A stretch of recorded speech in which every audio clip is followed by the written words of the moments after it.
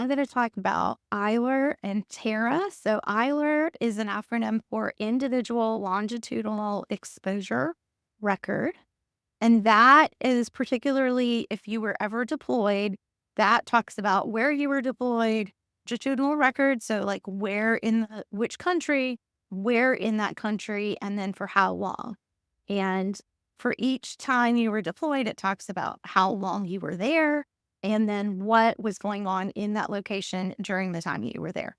And so if there were burn pits, it would say something about small particulate or large particulate. If there were other environmental hazards, it would list those.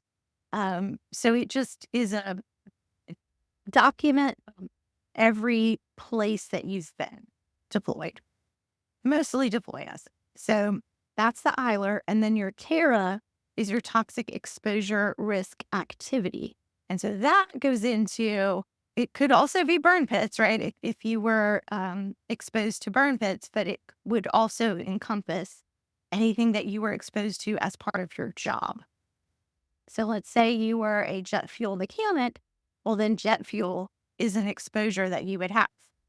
I bring up jet fuel because I recently had a client whose job, like his title of his job was jet fuel mechanic. And he had a TERA, a toxic exposure risk activity sheet that said he had 0 toxic exposures. And yet, obviously, he had jet fuel exposure because that was his job. So we had to get that TERA corrected so that he could get even the potential for service connection for the conditions he had, because those conditions were due to jet fuel exposure. But if your TERA doesn't list jet fuel exposure, then they're not going to see that connection. So it's very important for you, if you're trying to tie any of your ailments to a risk exposure activity that you had, that you know what your TERA says and you know whether it lists those toxic exposures. Because if it doesn't list them, then you're never going to get that service connection. So then you're going to say, well, how do I get that? Well, you're either going to do a FOIA, which I talked about in a previous video, which is the Freedom of Information Act, and you do the request yourself, and VA sends you all your records on a disk, on a CD disk. In my experience, it took about 9 months. I've had others talk about it taking more like 5 or 6 months, but that is a longer process.